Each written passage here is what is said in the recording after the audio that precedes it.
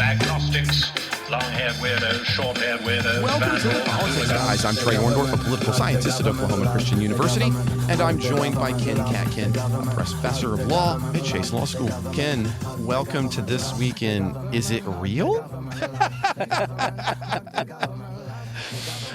I mean, we laugh because I don't know if you saw this joke, but a few days ago they had done this late night joke where they had made up a Trump tweet, and they immediately afterwards told you, and the joke was, "Isn't it funny that you all believed me?" Like, and you're not even sure anymore what's real or isn't real in that sense sometimes. But hopefully here on the Politics Guys, we'll be able to have some civil, rational, and thoughtfulness about what's really going on. Yes, we're keeping it real. We're going to keep it real here on the Politics Guys today, Ken. Well, in the realm of keeping it real, we'll push the president back a little bit, because I still think, despite everything that's going on, that the sudden and dramatic fall of on Monday of Representative Eric Swalwell, who resigned from Congress and suspended his campaign for California governor, is going to be one of the big items. So it was talked about last week about the allegations that Pam Bondi, and we talked about this, may have tipped him off to an investigation. This resignation, though, appears to be different and driven by separate and serious allegations and accusations of sexual misconduct that emerged last weekend. Specifically, what went down is 5 women came forward with allegations including rape, drugging, kissing without consent, and sending unsolicited nude photos. Now, 2 days after that, outlets began to publish his sexual assaults claim, and he suspended his gubernatorial campaign. And by Monday, he had announced he was stepping down from his congressional seat. Now, in his exit statement, Swalwell denied the claims of sexual assault, but did admit to unmentioned but, quote, mistakes in judgment, end quote. And his defense was pretty forceful. In a video posted on X, he said this. He said, quote, "They did not happen. They have never happened, and I will fight them with everything I have," end quote. For those of you who watch the House, this is a massive institutional shift. Swalwell wasn't just some Democratic backbencher. He was a focal point of the Democratic resistance on the Intelligence and Judiciary committees, and as a matter of fact, was one of the administration's most vocal critics. The Washington Post claims that in its reporting that the allegations against him were relatively well known, but suggests that the Democratic Party was enamored with the young congressperson's talent for sound bites and landing blows against President Trump, and that was more important. Again, this is a man backed by Governor Gavin Newsom and Adam Schiff. Ken, I'm going to kind of let you lead the talk on this, because what do you think this means for the gubernatorial primary? And also, given the fact that there could have been known about this, but it's kind of brushed under, does this do some damage to the Democratic Party? Well, I would analyze the California gubernatorial primary one way and the congressional resignation another way. Where would you like to start then? That's a good. We can start with the gubernatorial. Let's go there, please. Yeah, I don't think it damages the Democrats. In fact, it might help the Democrats in the gubernatorial primary, because they actually were suffering from a problem before this scandal erupted, that they had so many candidates that it was actually conceivable that they were going to split the votes on each other enough. There were some ways you could game it out where the top 2 vote getters would have both been Republicans, even though both of those Republicans put together would have just had maybe just over 40% of the vote. And that's something worth reminding. I don't mean to interrupt you, but not everybody is going to recognize California has a top 2 primary. And so that means the top 2 vote getters, whether they're the same party or not, would move on to the final round. Yeah, so you could have had a situation where you had a couple of Republicans each getting 21 or 22% of the vote, and then like 4 or 5 Democrats, none of them even getting 20% of the vote. And so you would have had a state that was 60% Democratic, and the 2 people that would make it into the race could both be Republicans. So that would have been a complete disaster for the Democrats if that happened. And I would say that this actually solves that problem, right? That I don't see how it's possible now with Swalwell out. He was the front runner, so he had about 21 or 22% of the votes. And I presume substantially all those votes are going to go to other Democrats now, not to Republicans. So I think, you're going to have a smaller number of Democrats. You're going to have at least one and maybe two Democrats surviving the jungle primary and making it onto the ballot. And I Do do you think it's if, damaging, though, that Newsom had backed him and that could harm? I mean, again, I hear what you're saying there between there's not going to be a lot of switch, but do you think this might depress turnout for Democrats in a sense? Because again, this is an unfortunate to terrible position that Newsom had. You mean you don't mean in the primary then? You mean in the general election? No, I mean in the primary itself, he had backed Swalwell in the primary. No, I don't think it matters if it depresses turnout in the primary. I think the primary, it doesn't really matter how many people turn out now in the primary. I think it's not possible anymore for a Democrat not to make it through to the general election. Where I think that was only a problem because there were too many Democrats that all were getting some votes and were splitting the votes on each other. So if you subtract the front runner from that, I think at any level of turnout now, I mean, it may or may not depress turnout, but at any level of turnout, a Democrat is going to make it onto the general election ballot now. So then you said you had a very different thought. And let's move into Congress then. What do you think happens here congressionally? Yeah, I actually don't think he should resign his congressional seat. I think that's totally different. Like, I think he did the right thing for a million different reasons to drop out of the gubernatorial race because, there was the problem I just identified, and then there was the other problem that there's going to be these investigations, and that would have been a massive distraction from a current electoral campaign, and really would have put the seat into jeopardy. And but given that he has only so far protested his innocence, and I don't have a view on whether he's innocent or not. I would say probably more likely than not he's not innocent. But since he says he is, I think he should go through the ethics process in the Congress and have an investigation.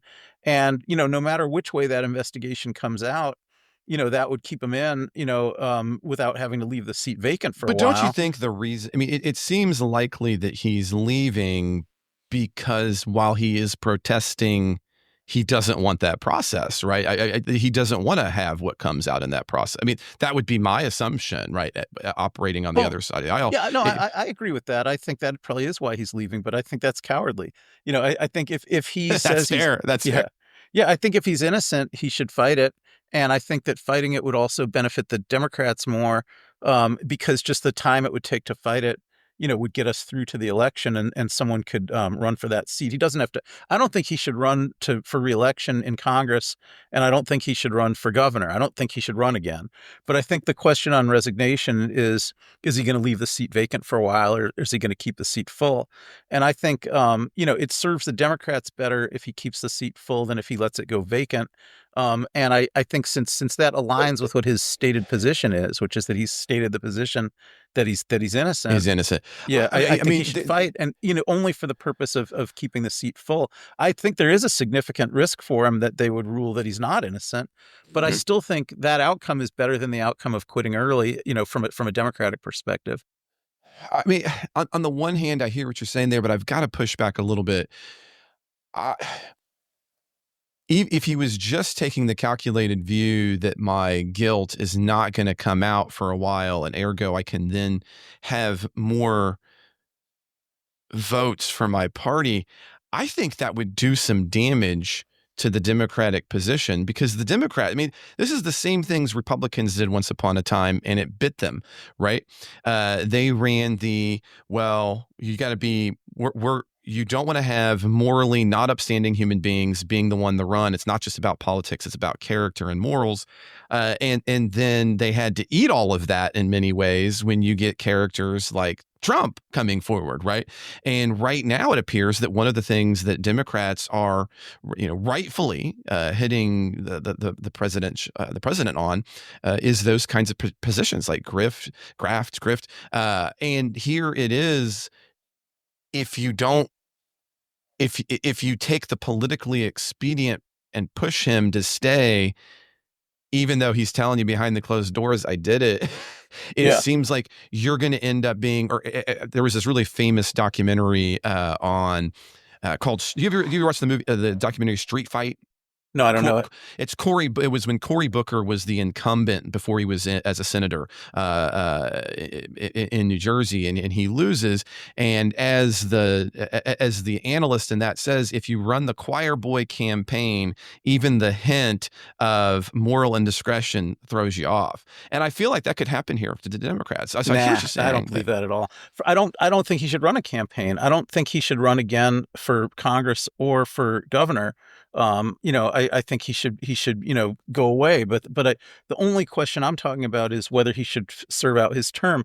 We actually have the controlled experiment. I mean, Gonzalez on the Republican side is serving out his term, right? So he's been equally discredited. In fact, his staffer that he had an affair with set herself on fire when he broke that off. And he's not going to run again, but he's going to serve out his term. So I think we can see how the Republicans are handling that. Yeah, but my point is that fits the large. I mean, Republicans have embraced the sleaze in the 20s, I think, in a way that was not the case overtly in the 90s, where it would have been flipped, right? And so I don't disagree with you, but I don't think it damages the Republican.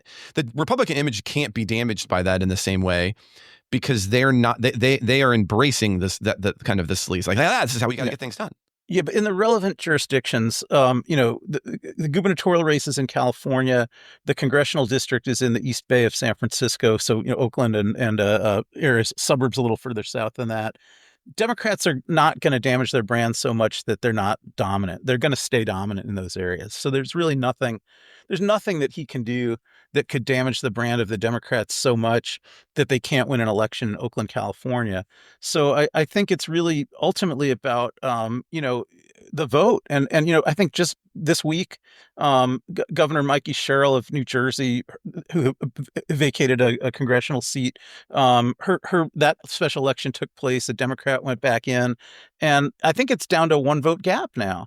So it's a huge difference, whether Swalwell vacates his seat or keeps his seat. It's actually the difference between whether the Democrats have only a 1-vote deficit, which on some issues like the Epstein issue or the war issue, that 1-vote deficit might still let them win votes. That is a point. And we're going to talk about that later in the show as well, when we get to talking a little bit about the House came one vote away from restricting presidential ability to engage in Iran. Yeah. And if Swalwell quits, that'll be 2 votes away. Right. So I think that's true.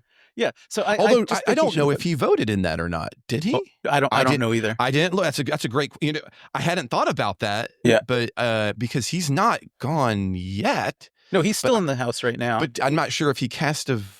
That's a okay. So I know the new winner of the New Jersey district that Sherrill vacated, wasn't seated yet. So yes, so that was not a vote cast. So that would have changed. That would have changed. That would have changed it, right? So I mean, all these margins are that close, and I think all the Democrats, we need a Democrat in there, and I just think Swalwell, if he says he's innocent, he should fight it, and if he's not innocent, then the Democrats on the ethics committee, along with the Republicans on the ethics committee, will find him guilty, and they'll schedule an expulsion vote, and they'll kick him out, and all that will happen. And I'm not saying that they shouldn't kick him out if he's guilty. Yeah, but that's fair. I don't think.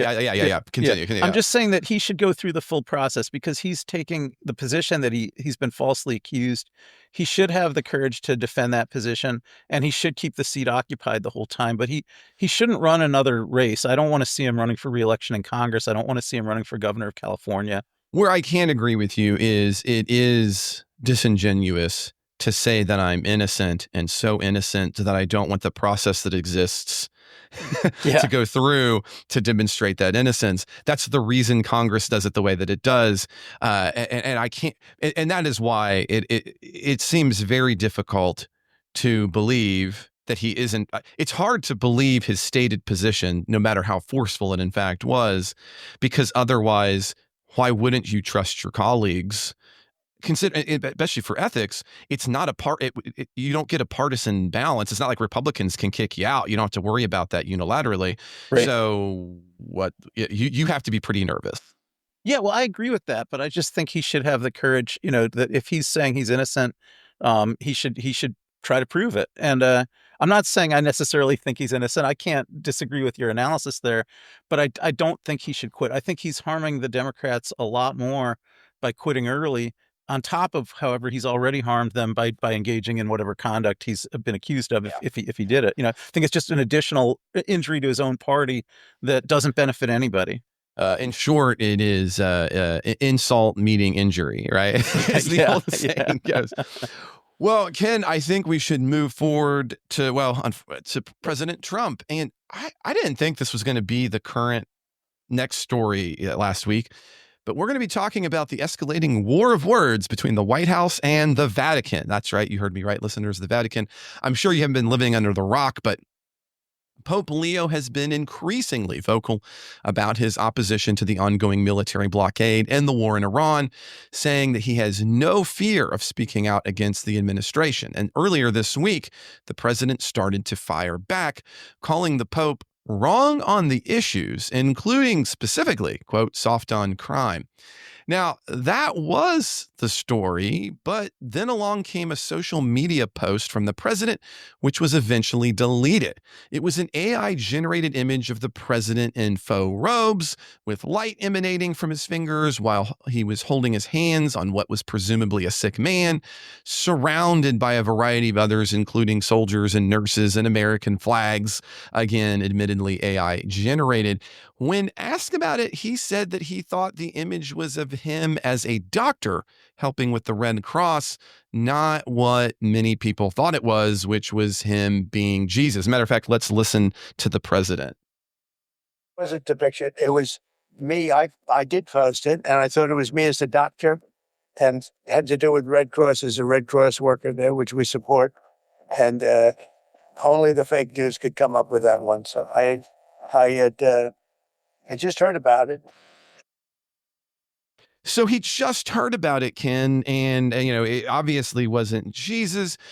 Later in the week, he continued his feud, arguing that someone on True Social needed to tell Pope Leo about the evils of Iran, and he then posted an image of himself being hugged by Jesus in front of an American flag. Again, that's the short version. Okay, let's just start with there's other things going on here, but let's just start with the president first on this feud. What's your takeaway here? I don't even know what sometimes to say. Yeah, I mean, I could come up with some hypotheses, but I don't know if any of these are right. It's just like brainstorming. But, I think one thing about the doctor that some people have noted is before he admitted that he was the one who posted it, his spokesperson, Carolyn Levitt, had already denied that this was authentic. And she had already put out stuff on social media saying this was a doctored photograph or a doctored drawing, right? So some people say, well, he just garbled. She was trying to say it was inauthentic and doctored, but he didn't quite pick up on what she was saying. So he's like, oh, yeah, of course it was authentic. I put it out there, but I was a doctor, right? Yeah. So it came from just mishearing the word doctored. So that's one thing that I've heard people saying. Another thing that I've been thinking about, which would be an even more sinister interpretation of it than other people have come up with, is a significant faction within the Republicans right now are these groypers, these followers of Nick Fuentes, who are, basically neo-Nazis. And I think kind of in the tradition of Hitler, these are people who are, anti-Semitic and anti-Islamic and opposed to people of other religions, but they're not actually Christian either, right? Just like Hitler was not actually Christian either. And I think that one of the things that they do is when they speak to each other, one of their common greetings would be to say, Christ is King. And there's like an element of mocking there, right? It's not that they're actually Christian. It's that they're kind of mocking Christianity, but also defining themselves that way in opposition to people of other religions. And I think that kind of tone, Trump may have been picking up on it, that could be part of what he was up to here, is that, that wing wing of his base. Although that's a wing that's been turning against him a lot because they're very against the Iran war. I think he might have been trying to kind of signal with them in this case, right? Yeah, say, signal, hey, dog whistle, whatever. That I think there's this kind of anti-Christianity in service of anti-Semitism and anti-Islamism, is kind of a trait of Nazism, and I think he may have been kind of reflecting that there. Well, and it's also, I want to put this in that larger context as well. It wasn't just President Trump, right? This past week as well, let's add on to the story. Pete Hegseth ends up using Tarantino's fake Bible quote, which, by the way, he purposely stole himself from another movie to be put into the movie Pulp Fiction, but not in some kind of, pointing to it way, but during a prayer service on Wednesday. At that latest in his new service of worship services at the Pentagon, in this case to bless the Iran war effort, which again seems to me to be another of those kind of pushing the Trump narrative against Catholicism, Hegseth stood at the podium and delivered a prayer for search and rescue crews that he said was based on a Bible passage in the Old Testament from the book of Ezekiel. I can tell you, friends, it was not. It's not even close. My hypothesis on this one, I'm curious about what you think about on this, Ken, is I think he used AI, and I don't think he recognized that what came up was not actually Ezekiel. I think what actually came up was Pulp Fiction, and he was too dumb, or maybe too drunk, who knows, to actually understand the difference between Ezekiel and Samuel L. Jackson. Right? And again, I honestly think it might be an AI. I really do think that is a possibility here. It's possible it is sourced to AI, like you said, but I don't think it would have been Hegseth that did it, because he actually acknowledged in his introductory remarks that this was that he claimed that he was attributing the applicability. He did think it was from the Bible, but he attributed the applicability of this verse to something that he said the CSAR, is that the unit of the Air Force that did this rescue operation? He attributed it to people in that unit. And so he said, they're calling this Caesar 25:12, but I believe it's based on Ezekiel 25:12. So he did say something like that, implying that he heard this from someone else. So it's possible that the people that he heard it from generated it from AI, like you said. I think it's also possible that the people that he heard it from knew that they were quoting Pulp Fiction, but it's just that he didn't know that. Well, they could have been in on the joke. Or the other possibility is that the whole commentary, I got it from somewhere else. Mm-hmm. See, my read is that he's generating the whole story. In other words, gave it to him. I don't think anybody gave it to him. I think that it sounded good. But you're right. I hadn't thought about it. It could be the case that you had individuals who were using it tongue in cheek, right? Yeah, saying, well, but he didn't know that. Yeah. And so then he passes that off because he wouldn't know Ezekiel from Matthew, and there you go. But Hegseth is kind of a weird character. At the same time, to get back into this thing going on with the Pope, J.D. Vance doubled down, backing up Trump, and at a a Turning Point USA meeting where he was getting very much heckled. I watched a big portion of it. He calls the Pope out as well. Actually, here's what he says. We can, of course, have disagreements about whether this or that conflict is just, but I think that it's important, in the same way that it's important for the Vice President of the United States to be careful when I talk about matters of public policy. I think it's very, very important for the Pope to be careful when he talks about matters of theology. I think one of the issues here is that if you're going to opine on matters of theology, you've got to be careful. You've got to make sure it's anchored in the truth. And that's one of the things that I try to do, and it's certainly something I would expect from the clergy, whether they're Catholic or Protestant. Now, we can, of course, have disagreements about... So there we go, Ken. And this is even a little stranger in some ways, because J.D. Vance is it's either 7 or an 8-year Catholic, kind of suggesting, hey, Pope, you better be careful. Now, I want to be clear with listeners, right? I am not, I am Christian. I am very much a Protestant. And my faith tradition is the Church of Christ. Although I don't disparage other people's Christian faith traditions, and that includes Catholicism, but I recognize them well and I understand them. And it's hard not to want to say, Vance, friend, if you think that he is the vicar of Christ and you have so come before the communion table and such, he is the decision on theology. That's strange. Like, so do you think this fits into your larger narrative about that kind of far right wingism, Ken?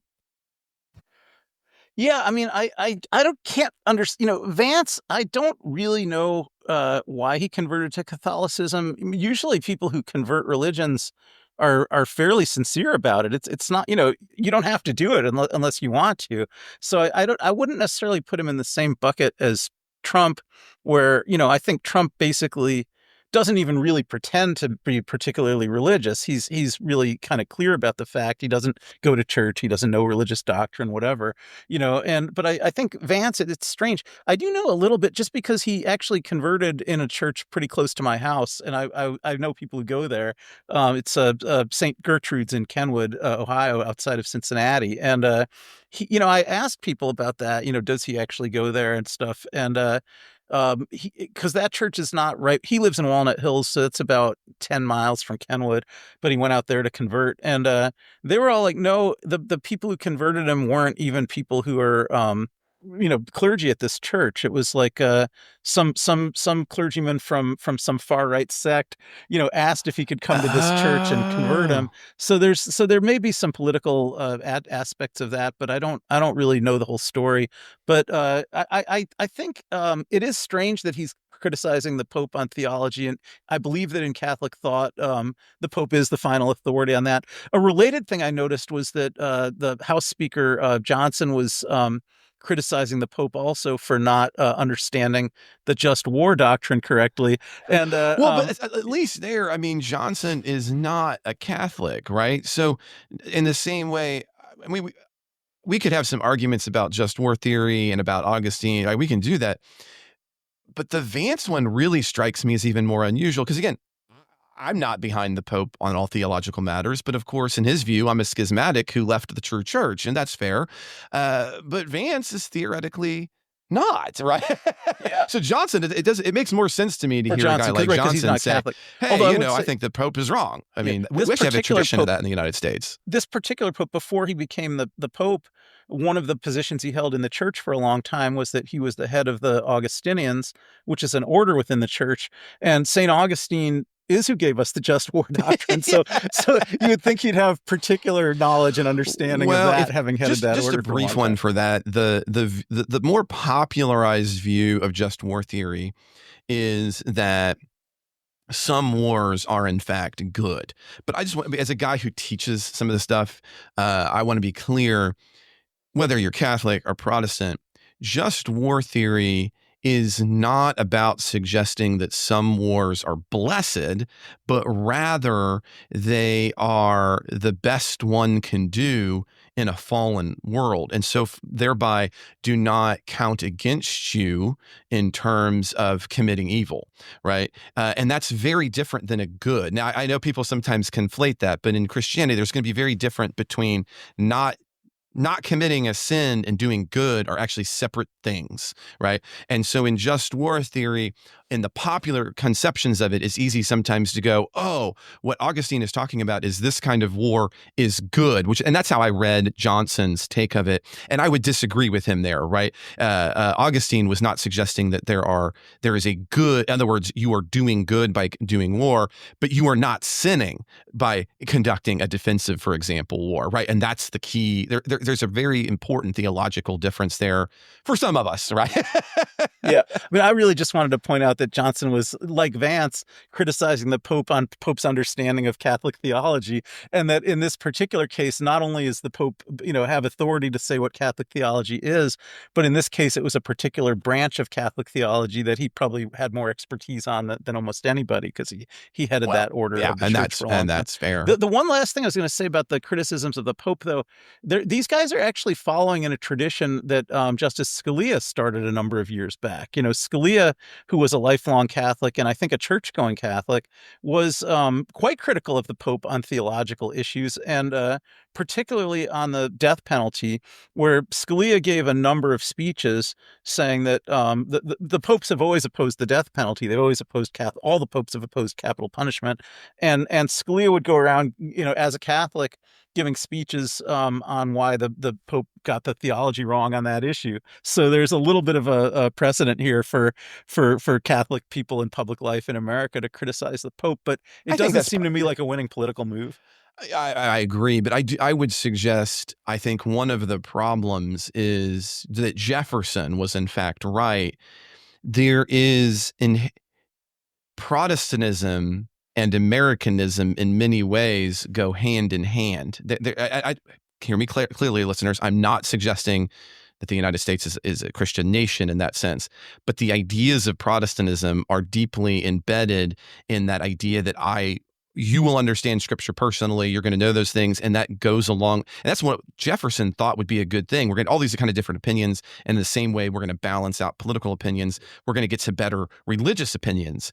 And so, I think even among American Catholics, I think they suck in Protestantism through the cultural air, and they don't always realize that that's what they're doing, which is different, I think, than other countries. But your point, your political point remains well. Yeah, because you're saying stated. that the idea that you can have develop a personal understanding of the Bible that might be different than what your clergyman is telling you is a Protestant idea, not a Catholic idea. Absolutely. And that's part of why we like this clash of ideas in the United States. And so, that's what we're going to do, right? Somebody from the church can have a better idea.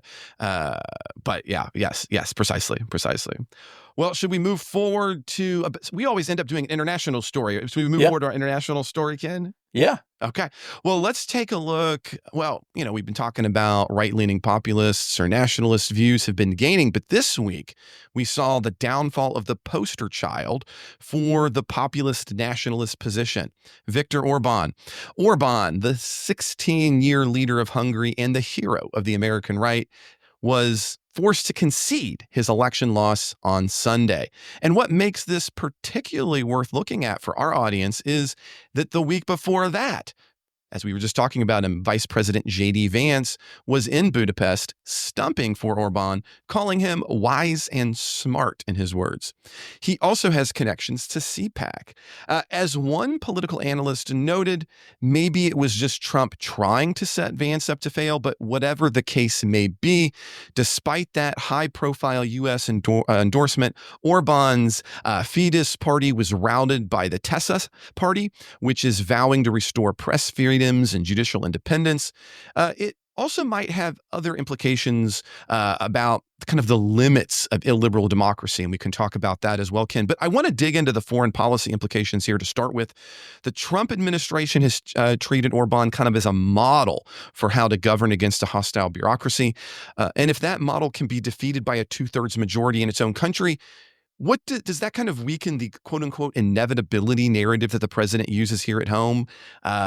What do you think? And what does this mean for, Vance stumping with Orbán, Republican, but at the same time, you have some Republican senators celebrating his defeat as a win for democracy. It might have some implications here stateside as well. A temporary setback or maybe a larger setback for the global kind of alt-right? Well, I hope it's a larger setback. I don't think the global alt-right is going to go away, but I think that some aspects of it that I was thinking about. One is that although, as you said, the electoral result was a blowout, Magyar got 137 seats in the parliament, whereas Orbán only kept 55. So 137 to 55, massive blowout, and that gives a two-thirds supermajority to Magyar's party, so he can do a lot of things like fire a lot of the people with long-term appointments that it would take a two-thirds vote to fire them. So that's interesting. But one thing that I think has a lot of implications here is that the popular vote victory was not actually anywhere near that big. Right. So the popular vote was like 54 to 46, which is nowhere near as big as the parliamentary majority, 137 to 55. And I think the reason for that massive disparity actually is the gerrymandering. So I think we've got to think of this as partly a cautionary tale, or maybe a hopeful tale for Democrats about the limits of partisan gerrymandering, because the more that the big data can be used to draw maps where you say, okay, we won this district by like 10 points last time, and we didn't need to win it by that much, so we'll make it only like a 4 or 5 point advantage this time, and we'll give some of those other votes on our side to some of the other districts. The more they're trying to maximize the number of seats they can win, if the electorate is the same in the next election as the last election, the more there's a risk that a 4 or 5 point swing in the electorate can unsettle everything, and that definitely is what happened here. So we sometimes talk about free and fair elections, and I would say that the Hungarian election you could probably characterize as a free and unfair election, right? People had the ability to vote,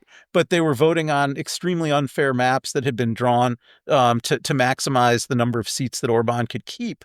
And that left it, he would have had a massive victory, if the votes had come in 50-50, then it would have been a massive victory for Orbán. But because the votes swang just a little bit, and so I think that has a lot of implications for the United States, that a wave year can actually seriously reverse what a gerrymander would have accomplished if that wave didn't come. What about this deep connection, though?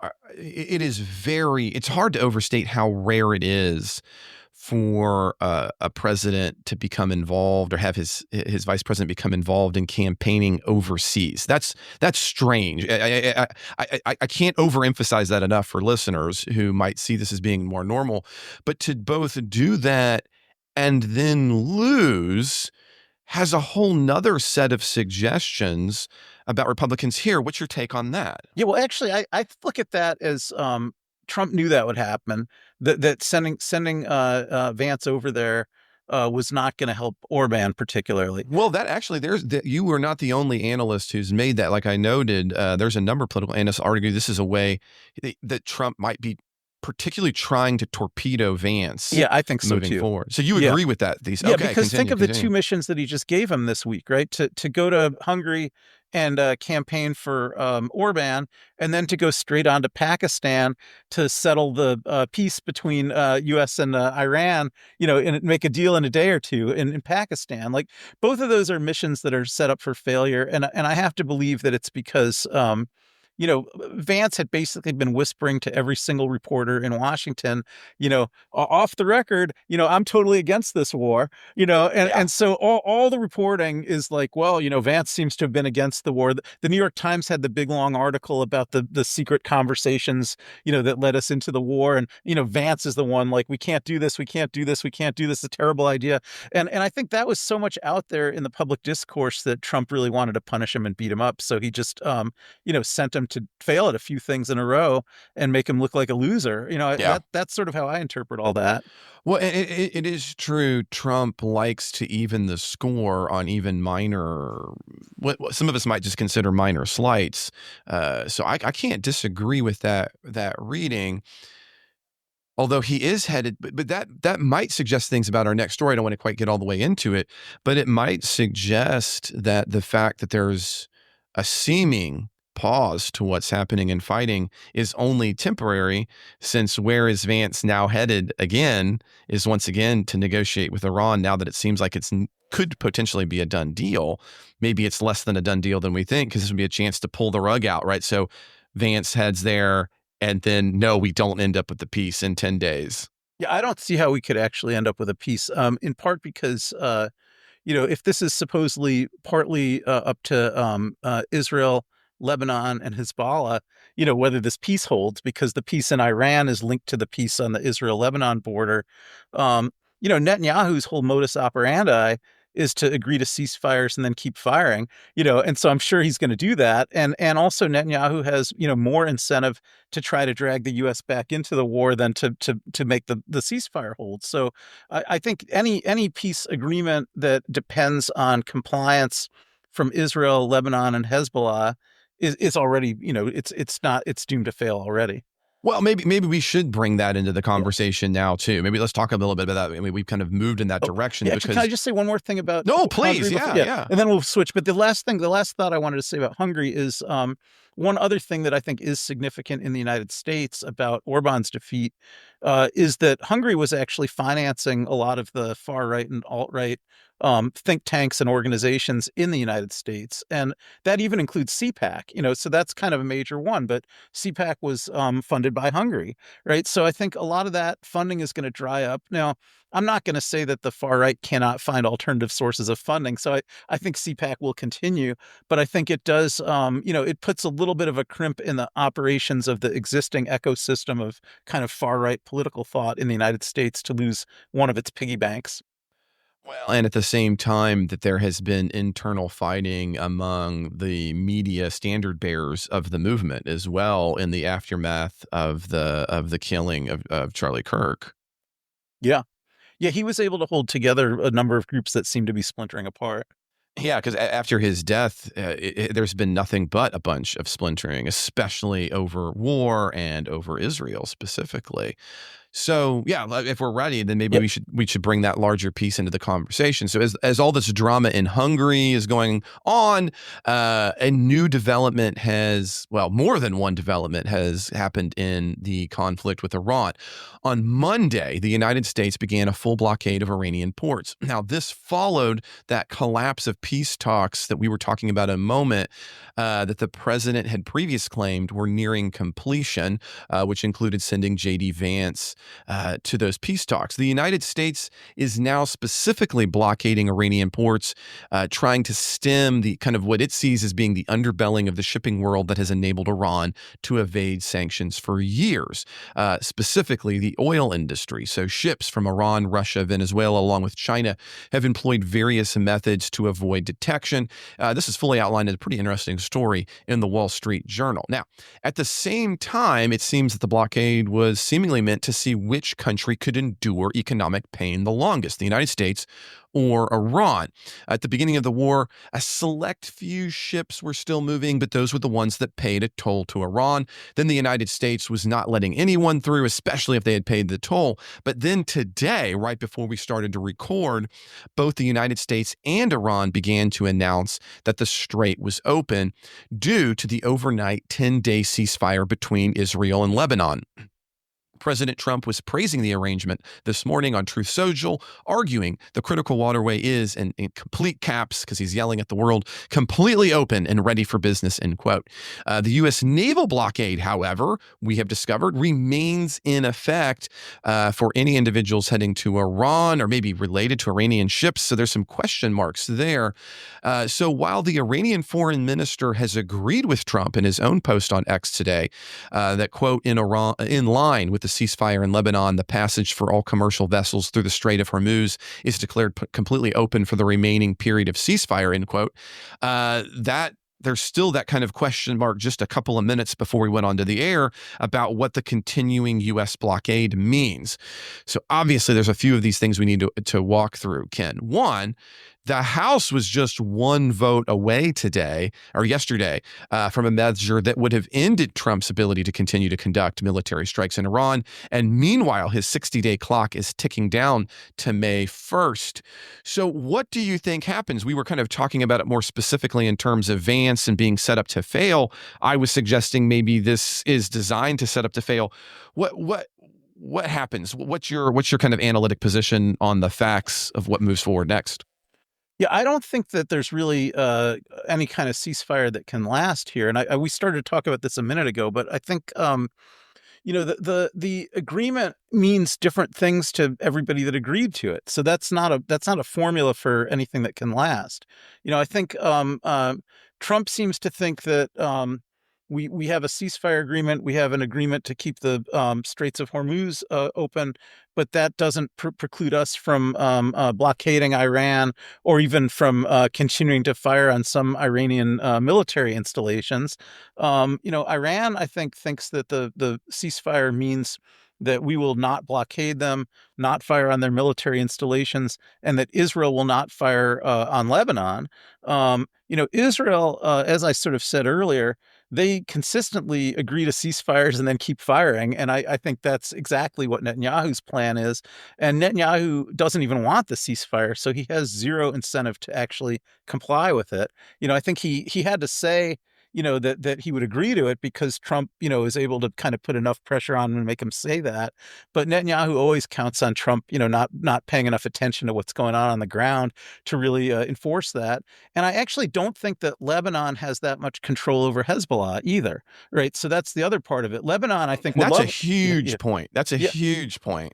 Yeah, they would love the Lebanese government would love a real ceasefire, but I don't think that they're not the ones that were firing on Israel, right? And it was Hezbollah that was firing on Israel, and in the southern portions of Lebanon, where Israel's actually in the process of trying to push the border back by about 20 miles.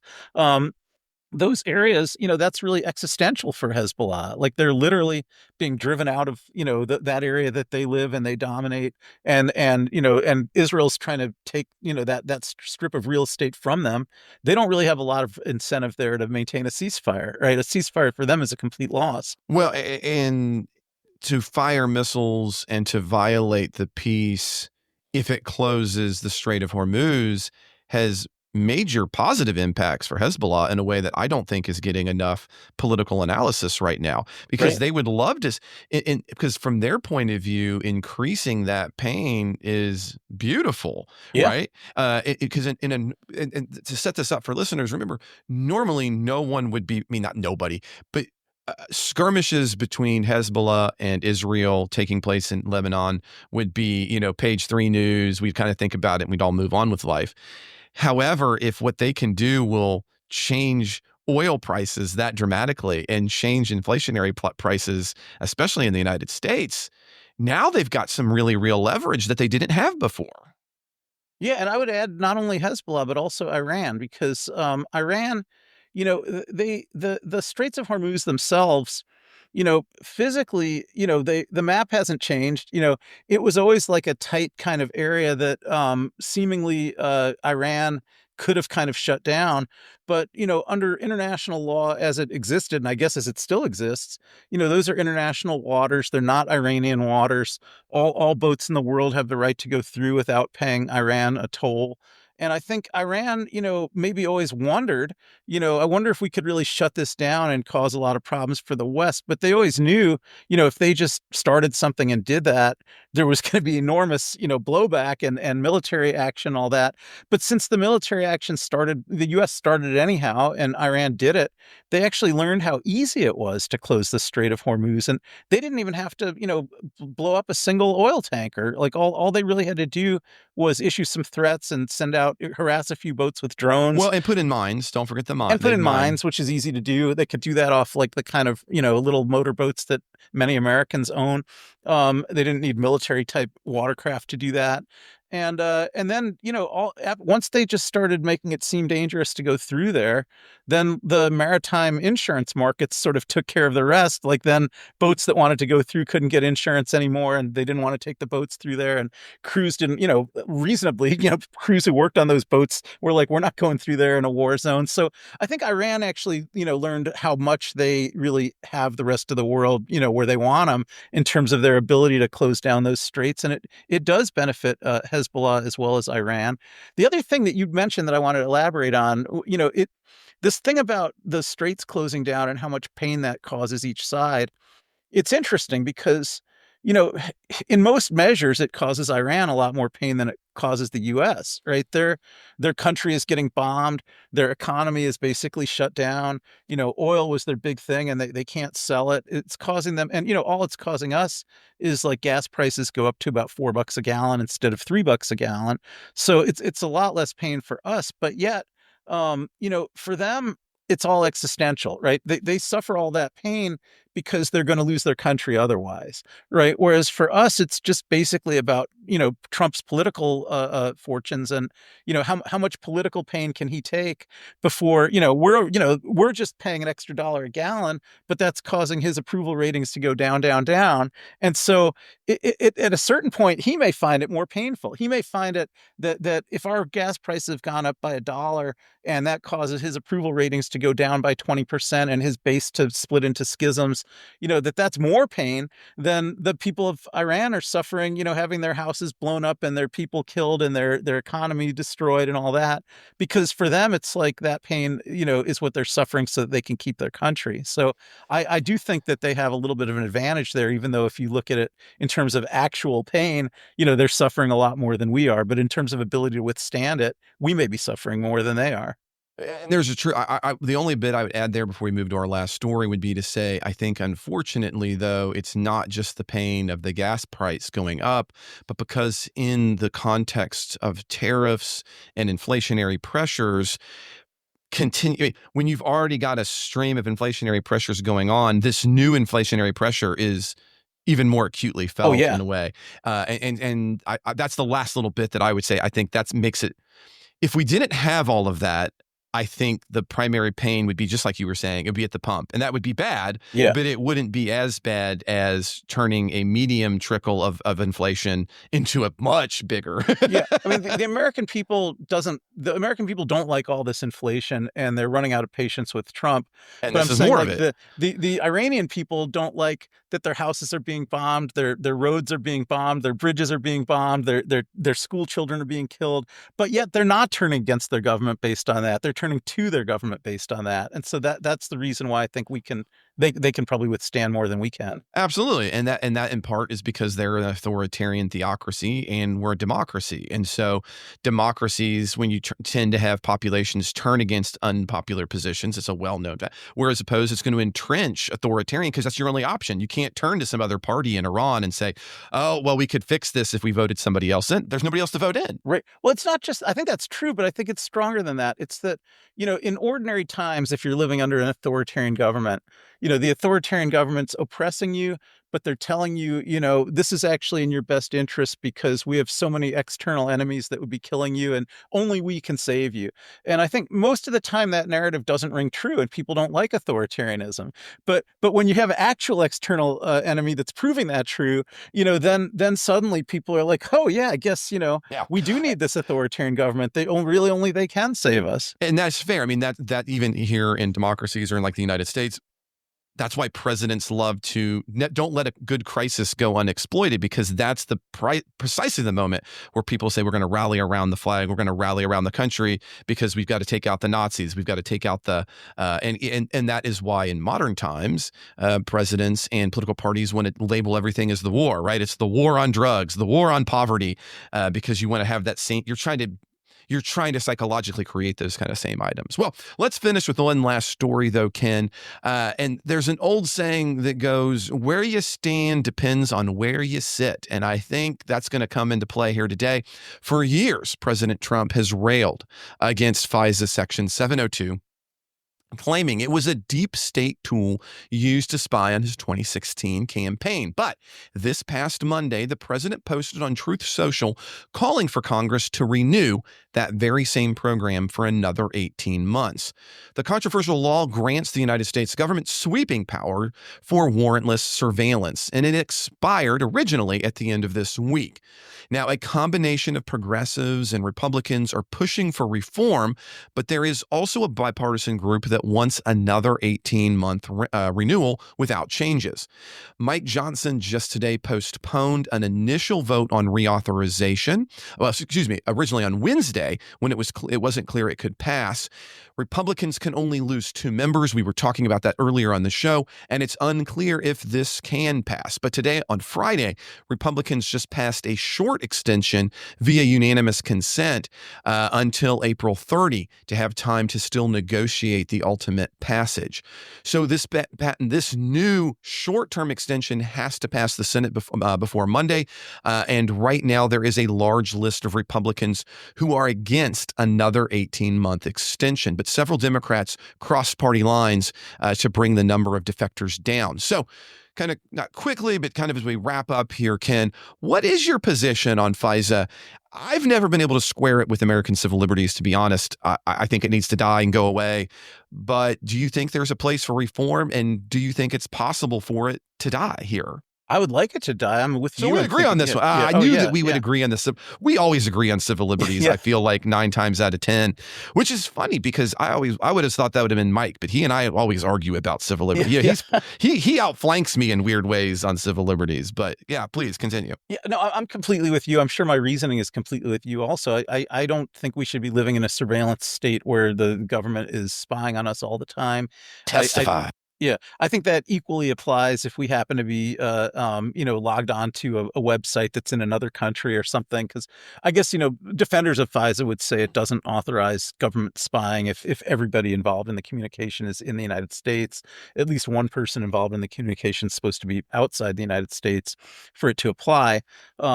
But actually, Edward Snowden revealed that there were massive violations of that.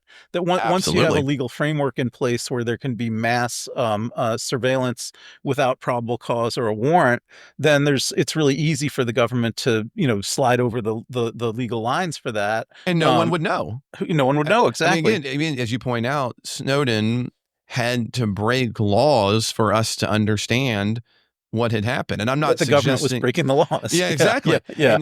And I think it's easy to forget how important warrants and other things are not just important because you have to get them, although that can be important sometimes, but it also requires there to be a paper trail. And this is one of those issues you were talking about, digital items, that you don't think about. It's the same reason that many digital private advocates, myself included, don't want there to be back doors built into systems, precisely because you want to have to count what is happening and say, well, here's what government's done. And that way you have to justify it. You have to say, well, we were doing this because X, Y, and Z. We're not just vacuuming it all up because there's a foreign citizen involved. Right. Yeah. So I hope it goes.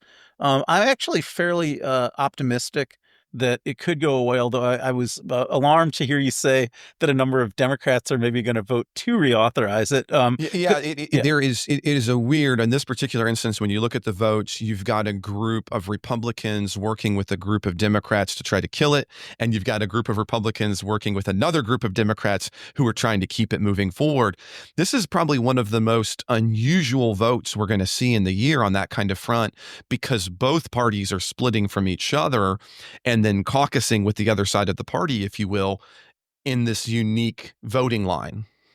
Yeah, I mean, I understand that, but I still think, obviously I can't explain why these Democrats, what they're thinking, but to me, no matter what you thought about the merits of how much or how little do you think we need government surveillance in order to protect national security, I would think it would be obvious to all Democrats that Trump is going to use that power in bad faith. So why would they want to give that power to Trump? Like, even if they think they might want to reauthorize that, if we had a president that you could trust a little bit more, I don't know why they would reauthorize it now. And honestly, I don't think they should ever reauthorize. No. I don't think any president should be trusted with that power. From what we can tell from the data that has been leaked, it has bipartisanly been used terribly.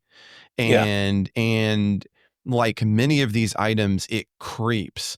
And what that means is today's, we're only going to do that once, becomes that's what we do every day. And the next thing becomes, we're only going to do that once. And because there's no limit, there's no counting, there's no way to measure it. It's just a terrible plan. It's an absolutely terrible plan. Yeah, I would say if there was, if I don't really believe there's any need for it, but if I did believe that there was a legitimate need for it, I thought, our national security somehow depends on this, the only way I would ever agree to reauthorize it would be if there's a complete waiver of qualified immunity associated with it, so that when people are wrongly spied on, they could actually sue. But right now you have this other problem that, besides the fact that, as Snowden shows, there's a lot of creep into illegal surveillance, even beyond the mass surveillance that could be legal under FISA. But also, when people are actually victimized by that illegal surveillance, they've got no recourse whatsoever. Yeah, but I hear that, but even that probably in some ways doesn't go far enough, because how would anyone know, short of somebody else committing an illegal act to publicize it, that you were the one who had been wronged? One of the problems about the Section 702 of FISA is you don't know if that has happened to you, so you couldn't even begin to take a legal recourse and say, look, you violated. How would you ever know, right? I mean, some of the individuals that we came out through Snowden, they had no idea. Right. No, that's the only way you would know is if there's a Snowden or a Chelsea Manning or somebody like that who just leaks the information. But there does tend to be, there's a long history in, when our government gets up to massive illegal acts that some people end up leaking that, right? It goes back to the Pentagon Papers and things like that. We find out things, not always in real time, but, usually eventually. Because I think a lot of the people that are in these government positions are queasy about the law breaking that goes on also. And so it can come out sometimes. Well, I think on that note where we deeply agree on civil liberties, we'll pause. We've got a lot coming up on the midweek show, though. Ken and I, as always, are going to be continuing our series on the Federalist Papers, which has been a lot of fun. And we're getting into both a Hamilton and maybe one of the most famous of Madison's. So join us as we get into that by becoming a supporter. It just takes a couple of minutes. We've got all different kinds of plans, but everybody's going to get access to the supporters exclusive midweek show.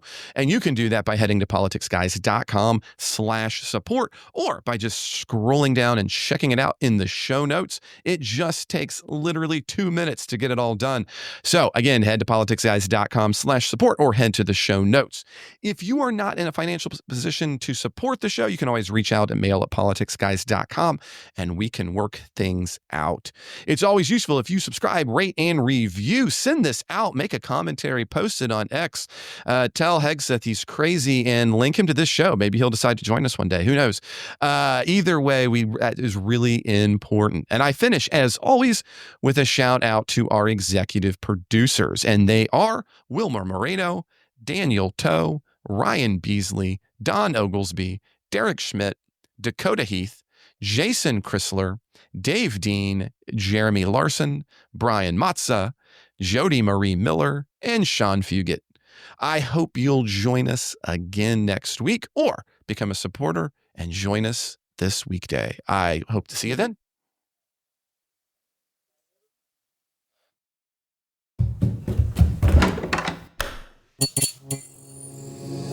This podcast is part of the Democracy Group,